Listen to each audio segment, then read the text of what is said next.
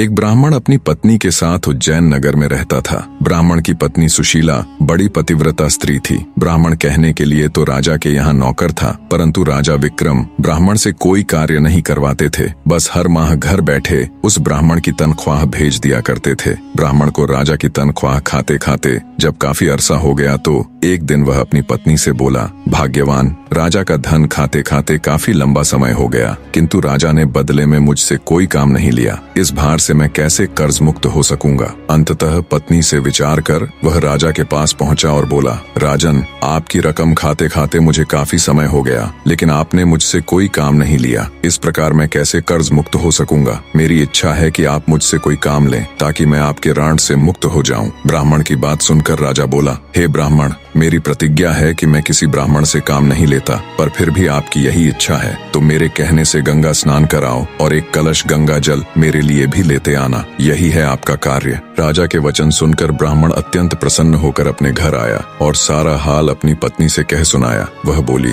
स्वामी, आप चले जाओगे तो मैं आपके पीछे अन्न जल कैसे ग्रहण करूंगी। मेरा तो यह नियम है कि बिना आपके दर्शन किए अन्न जल ग्रहण नहीं करती। ब्राह्मण बोला, मैं अपनी मूर्ति बनवाकर घर के अंदर स्थापित कर दूंगा, तू उसके दर्शन करके अपना गुजारा कर लेना। यह कहकर उसने अपनी मूर्ति बनवाई और घर में स्थापित करवा दी और आवश्यक सामान ले राजा के पास जाकर बोला, महाराज, अब मैं जा रहा हूँ, मुझे आज्ञा दीजिए और मेरे पीछे से कृपा करके मेरी पत्नी की खैर खबर लेते रहना। उसको अब मैं आपकी शरण में छोड़े जा रहा हूँ। ब्राह्मण के वचन सुनकर राजा विक्रमादित्य बोला, हे ब्राह्मण, आप किसी बात की चिंता न करें और निश्चित होकर जाएं। आश्वासन देकर राजा ने उसे मार्ग व्यय के लिए धन देकर विदा कर दिया। ब्राह्मण के गंगा स्नान पर जाने के बाद ब्राह्मणी हर रोज पहले उसकी मूर्ति को भोग लगाती और बाद में खुद खाती। एक दिन ब्राह्मण के पड़ोस में आग लग गई। वह आग इतनी तेजी से फैली कि देखते ही देखते ब्राह्मण ब्राह्मणी के घर तक आ पहुंची। ब्राह्मणी अपने घर में लगी आग देखकर अपने पति की मूर्ति से कहने लगी, हे स्वामी, घर में आग लग गई है,